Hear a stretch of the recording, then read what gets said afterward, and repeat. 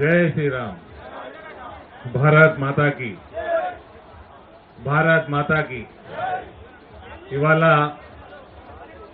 మహేశ్వర్ రెడ్డి గారి నాయకత్వంలో Bharatiya Janata party legislative party తీసుకున్న ఈ రైతు కాంగ్రెస్ పార్టీ ఏదైతే రైతులకి నమ్మించి మోసం చేసిందో దానికి వ్యతిరేకంగా దీక్షని వారు చేపట్టినందుకు 24 గంటల సేపు మహేశ్వర్ రెడ్డి గారికి మనస్ఫూర్తిగా శుభాకాంక్షలు తెలియజేస్తా ఉన్నాను. మహేశ్వర్ రెడ్డి గారు ఫ్లోర్ లీడర్ అయినప్పటి నుంచి కాంగ్రెస్ పార్టీ విధి విధానాలు, కాంగ్రెస్ పార్టీలో జరుగుతున్న అవినీతి కుంభకోణాలపైన చాలా యాక్టివ్గా ప్రజల ముందర తీసుకొస్తున్న విషయం మనందరికీ తెలిసిందే. ఇవాళ రైతుల పక్షాన రైతుల కోసం ఒక మాట మాట్లాడుతూ ఆయన చెప్పిండు, కాంగ్రెస్ పార్టీ ఇవాళ ప్రభుత్వంలో ఉన్నదంటే దానికి కారణం రైతులే. ఎందుకంటే కాంగ్రెస్ పార్టీకి హైదరాబాద్ చుట్టుపక్కల ఏం సీట్లు రాలే. వాళ్ళకు వచ్చిన సీట్లన్నీ కూడా గ్రామాలలో వచ్చినాయి.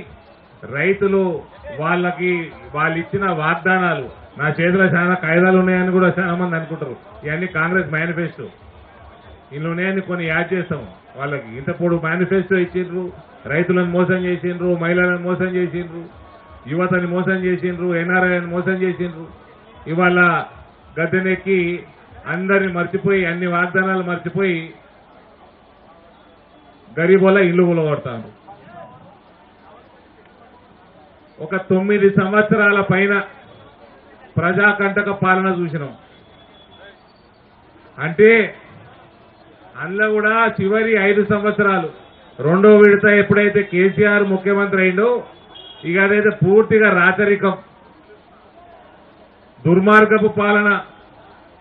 మేము రాజకీయాలు ఇవి ప్రజాస్వామ్యం కాదు, మేము రాజులము, సామంతలు, ప్రజలందరూ మా బానిసలు. ఈ రకమైన దౌర్భాగ్యపు అరాచక పాలన, రాచరికం పాలన కేసీఆర్ కొనసాగించిన విషయం మనకు తెలిసిందే. వాళ్ళు చెప్పినట్టే వినాలి, ఓళ్ళు మాట్లాడొద్దు, మాట్లాడిన వాళ్ళ మీద దాడులు, కార్ల మీద ఇళ్ల మీద దాడులు. అదేదో పూర్తి స్థాయిలో దొరల పాలన మనం 9 సంవత్సరాలు చూసి అందులో లాస్ట్ 5 ఇయర్స్ మాత్రం పూర్తిగా ప్రజాకంటక పాలన, ప్రజా వ్యతిరేక పాలన చూసినందుకు వాళ్ళకి ప్రజలు కర్రుగాల్చి వాత పెట్టి వాళ్ళని గద్దెని నింపి ఈ కాంగ్రెస్ వాళ్ళని గద్దెనెక్కించారు. ఇక వీళ్ళు ప్రభుత్వంలోకి వచ్చినాక అదేమో పూర్తి స్థాయిలో రాచరికము, ఇదేమో అరాచకం అయిపోయింది. ఎవరి ఇల్లు ఎప్పుడు కూలిపోతుందో తెలియదు, నోటీసులు లేవు, సమయం ఇచ్చేది లేదు. తుర్కోళ్ళకో న్యాయం, తెలుగులకో న్యాయం, చుట్టాలకో న్యాయం, సామాన్యుడికో న్యాయము. సామాన్యుడు ఇల్లు అయితే క్షణాలలో కూలిపోతుంది. ఇక ఓల్డ్ సిటీలో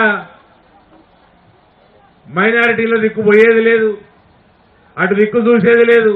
అక్కడ పోతే రేవంత్, అటు పోతే ప్రతి రెండో ఇల్లు ఇల్లీగలే, ప్రతి రెండో భవనము కట్టడం ఇల్లీగలే.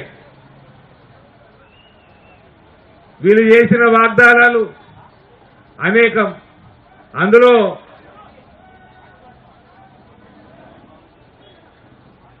రైతులకి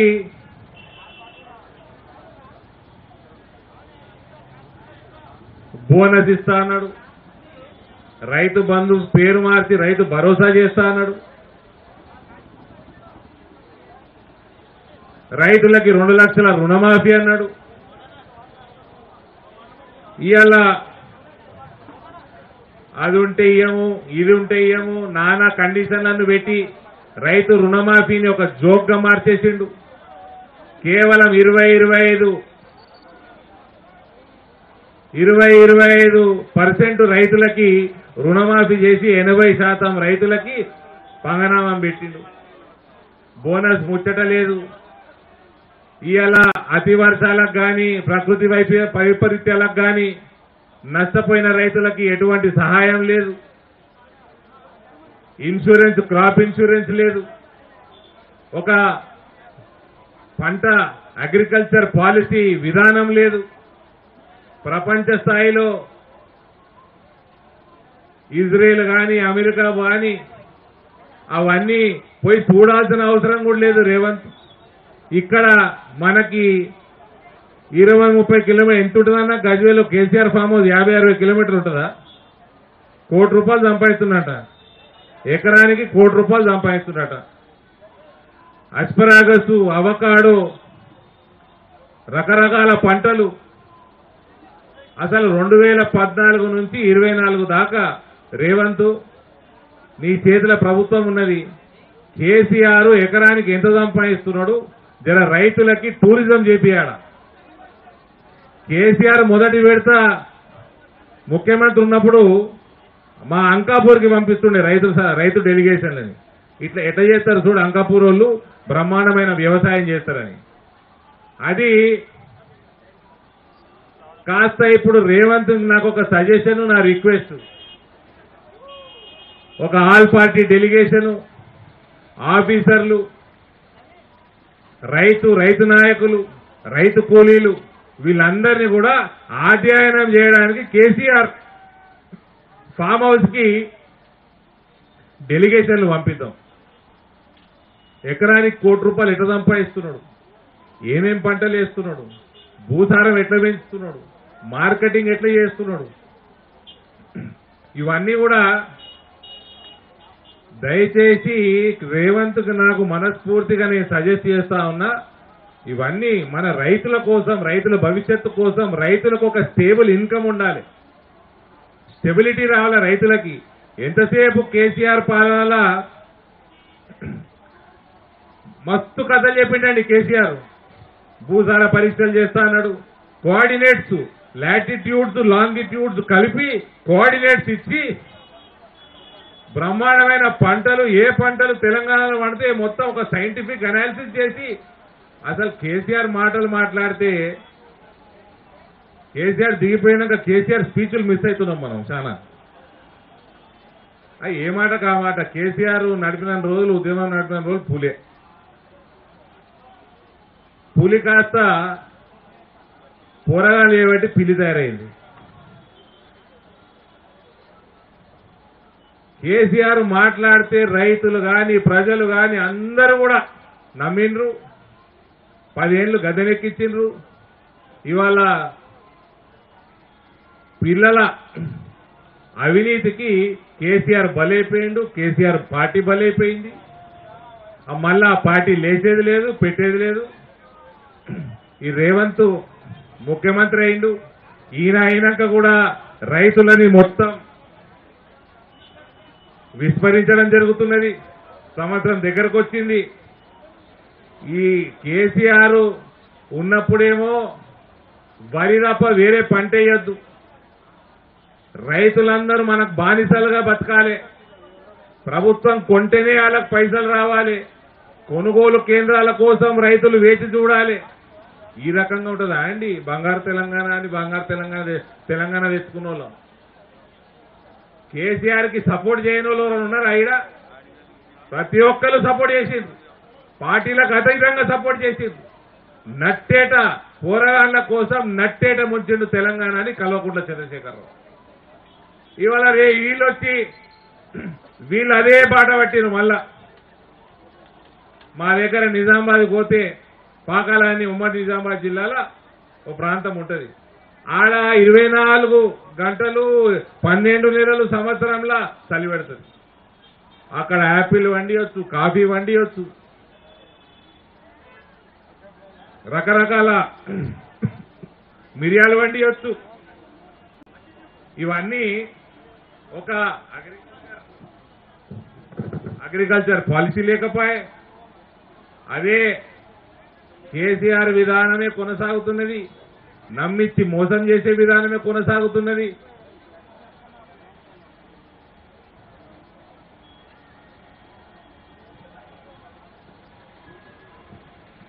ఇక మన కేసీఆర్ కొడుకులో మాట్లాడుతున్నాడు ఈ మధ్య. ఆయనకు అల్లం కొమ్ము పసుపు కొమ్ము పక్కకు పెడితే దాన్ని గిత్తకుండా వాసన చూడకుండా చెప్పమంటే చెప్తే ఆయన రైతు నాయకుడికి మేమందరం ఒప్పుకుంటామండి.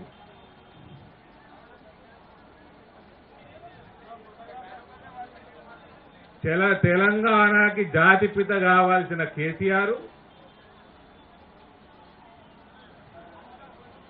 ఇవాళ పోరగాళ్ళకి పితగా మిగిలిపోయింది, ఇద్దరు పోరగాళ్ళకి. ఎందుకంటే ఆ ఇద్దరు పోరగాళ్ళ అవినీతి, భాగవతాలు, వ్యవహారము ఇవన్నీ కథం పట్టించిండు. ఆయన కథమైండు, పార్టీ కథం పట్టించిండు, తెలంగాణను కథం పట్టించిండు.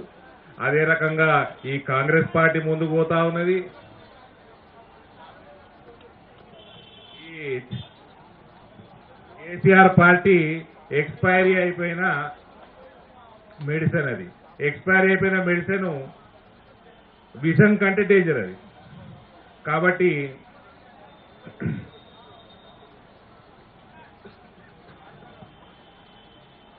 ఆ కేసీఆర్ పార్టీ కథమైంది, కేసీఆర్ శకం ఒడిసింది.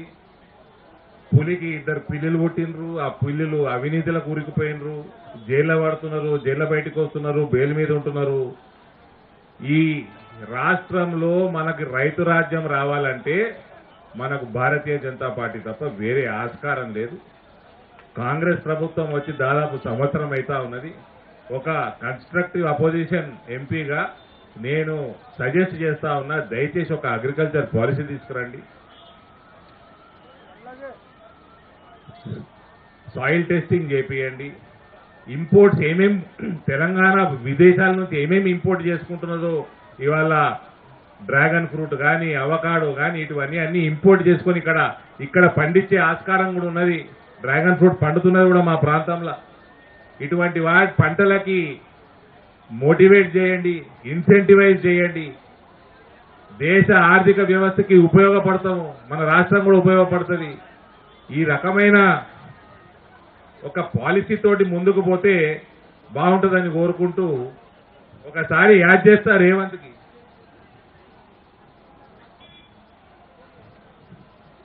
రైతులకి బోనస్ ముచ్చట ఇస్తలేవు, పంట నష్టపరిహారం ఇస్తలేవు, ఇన్సూరెన్స్ చేస్తలేవు. రైతు భరోసా 15,000 ముచ్చట తీస్తలేవు. 2 లక్షలు 80% రైతులకు పంగనామం పెడితివి.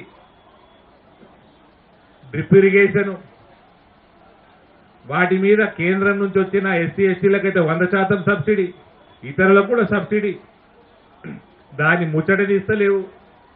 వ్యవసాయాన్ని టోటల్ గా విస్మరించి తుంగలో దొక్కి ఇవాళ నువ్వు కూడా కేసీఆర్ బాటలో కేవలం వరి వేసుకునే పరిస్థితిని తెలంగాణ తీసుకొస్తున్నావు.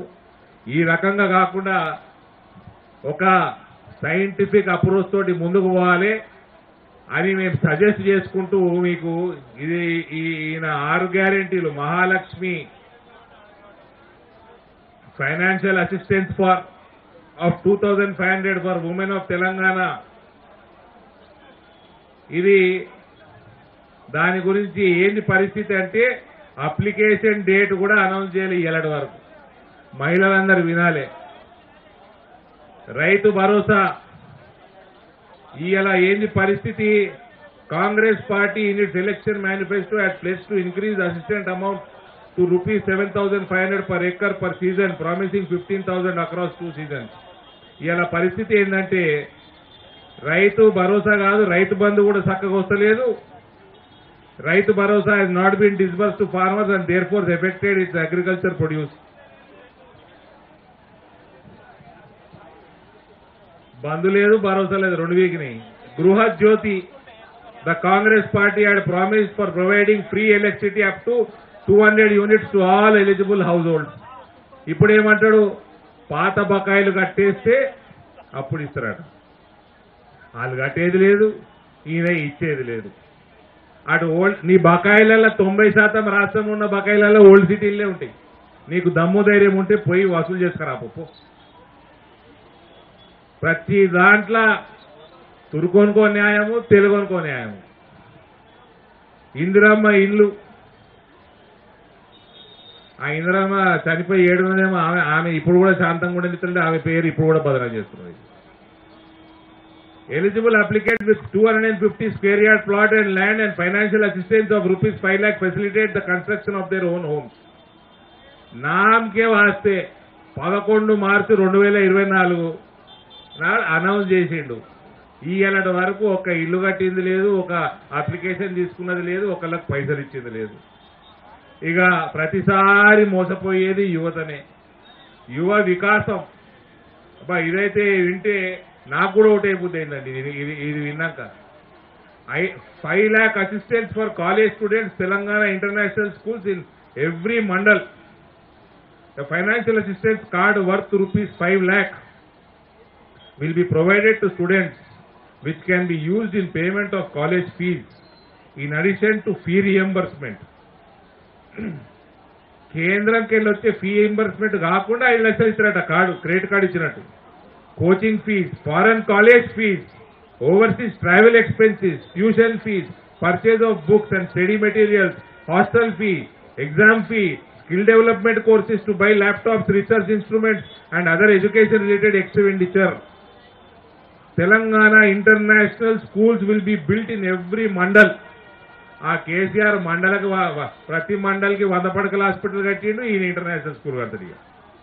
ఏంది పరిస్థితి అని చూస్తే ఇయ్యలటి వరకు మొదలు కాలే. ఇక 6వ promise 6 గ్యారెంటీలది. Cheyutha, senior citizen scheme, 4,000 monthly pension to senior citizens, widows, disabled and others, health insurance of rupees 10 lakh under Rajiv Arogyashree. ఈ రాజీవ్ ఆరోగ్యశ్రీ ఇవాళ కార్డులు కూడా వస్తలేవు. ఎందుకంటే రాజీవ్ గాంధీ బొమ్మ పెట్టమంటుందట ప్రభుత్వం. రాజీవ్ గాంధీ బొమ్మ పెడతందుకు కేంద్రం ఒప్పుకోదు. మాజీ ప్రధానమంత్రులు పెట్టాలని ఎందుకు పెట్టాలి? ముఖ్యమంత్రి చక్కదనం ఉన్నావు, ప్రధానమంత్రి ఫోటో నీ ఫోటో పెట్టుకొని కానీ అయ్యా నువ్వు ఉన్న 5 లక్షలు కూడా బంద్ చేస్తున్నావు. నువ్వు ఏబట్టి నీ 10 లక్షలు ఎన్నడో వస్తుందో రాదో కానీ అది ఆ స్కీము నాశనం. ఇక పెన్షన్ కట్ వస్తే monthly pension of rupees 4,000 will be provided to senior citizens, widows, disabled, beedi workers, single women, toddy tappers, weavers, AIDS and filaria patients and kidney patients undergoing dialysis. Rajiv Aarogyasri health insurance of rupees 10 lakh will be provide. ఇప్పటి వరకు 4,000 రూపాయల scheme ఏమైంది అంటే ఇయ్యాలటి వరకు మొదలు కాలేదు. ఎన్నడు మొదలవుతుందో address లేదు. ఇక ఈ రకంగా మీ ప్రభుత్వం కొనసాగి సంవత్సరం అవుతా ఉంది. మీరు చేసిన వాగ్దానాలు మెయిన్ 6 వాగ్దానాలల్లా అర వాగ్దానం కూడా పూర్తి కాలేదు, మొదలు కాలేదు. ఇక నువ్వు పోయే బాట చూస్తా ఉంటే ఆ కేసీఆర్ని ఎట్లయితే కర్రుగాల్చి వాత పెట్టినరో ప్రజలు, నీకు కూడా అదే గతి తొందరలో పడుతుందని క్లియర్గా కనబడతా ఉన్నది. ఈ రాష్ట్రంలో భారతీయ జనతా పార్టీ తప్ప ప్రజల మేలు కోసం, శ్రేయస్సు కోసం, రైతు నిజమైన భరోసా కోసం బీజేపీ తప్ప వేరే ఆస్కారం లేదు. ఇప్పటికీ చెప్తా ఉన్నాం, దయచేసి మీరు చేసిన వాగ్దానాలు ఇంప్లిమెంట్ చేయండి, రైతులను ఆదుకోండి, రైతులకు మీరు ఇచ్చిన వాగ్దానాలు నిలబెట్టుకోండి.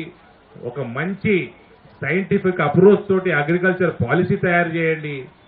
ఇవాళ కొద్దో గొప్ప పనిచేసి, కొద్దో గొప్ప ఎక్స్పోర్ట్ ఇంపోర్ట్ మీద పనిచేసి, కొంచెం లాజిస్టిక్స్ మీద పనిచేస్తే 5 సంవత్సరాలు ఎంపీ ఉన్న 2 సంవత్సరాలు 15,000 14,000 రేటుకి పసుపు అమ్ముకుంటా ఉన్నారు మా ప్రాంతంలో. గత 20 ఏళ్ళు రేట్లు ఇవాళ అమ్ముకుంటా ఉన్నారు. కొంచెం పనిచేస్తే ఎంపీగా నువ్వు ప్రభుత్వం ఉన్నావు, ముఖ్యమంత్రి ఉన్నావు, నీకు where there is a will there is a way అన్నట్టు, మనసుంటే మార్గం ఉంటుంది అన్నట్టు, దయచేసి మనసు ఉంచుకో రైతుల మీద. రైతుల భవిష్యత్తు కోసం పనిచేయండి, మంచి పాలసీలు తీసుకురండి, మంచి పంటలు తీసుకురండి, మంచి విధానాలు తీసుకురండి. కేసీఆర్ బాటలో పోవద్దు, తెలంగాణ నాశనం చేసిండ్రు. ఇంకోటి క్లియర్ గా చెప్తున్నా బ్రదర్, మళ్ళీ చెప్తున్నా, మొన్న చెప్పిన కేసీఆర్ పోరగాన్లకి కుక్క కూడా ఓటేయదండి. వాళ్ళు చేసిన పాపాలు, వాళ్ళు చేసిన అఘాయిత్యాలు ఇంతో అంతో కావు. ఆ రాచరికము, ఆ దాడులు, కేసులు, ప్రతి ఒక్కరిని భయపెట్టించుడు. కేసీఆర్ పోరగాన్లకి కుక్క కూడా ఓటేయదు. భారతీయ జనతా పార్టీ ఈ రకంగా మహేశ్వర్ రెడ్డి గారి నాయకత్వంలో ఒక్కటై ఇవాళ ఏ రకంగా అయితే రైతుల కోసం ఈ దీక్ష చేపట్టిందో ఇదే విధంగా మనము ఒక మంచి అపోజిషన్, బలమైన అపోజిషన్ పార్టీగా ముందుకెళ్దాం. రానున్న కాలం భారతీయ జనతా పార్టీ ప్రభుత్వం ఏర్పాటు అవ్వడం ఖాయం. ఎట్లా ఏర్పాటు కాదో మేము కూడా అందరం కలిసికట్టుగా చూస్తాం. తప్పనిసరిగా పెద్ద మెజారిటీ తోటి ఈసారి భారతీయ జనతా పార్టీ ప్రభుత్వం తీసుకురావడానికి మేమందరం కలిసికట్టుగా ముందుకు పోతాం. మరోసారి మహేశ్వర్ రెడ్డి గారికి మనస్ఫూర్తిగా శుభాకాంక్షలు తెలియజేస్తా ఉన్నాను. ధన్యవాదాలు. భారత్ మాతాకి. ఒక సాంగ్ వేయండి.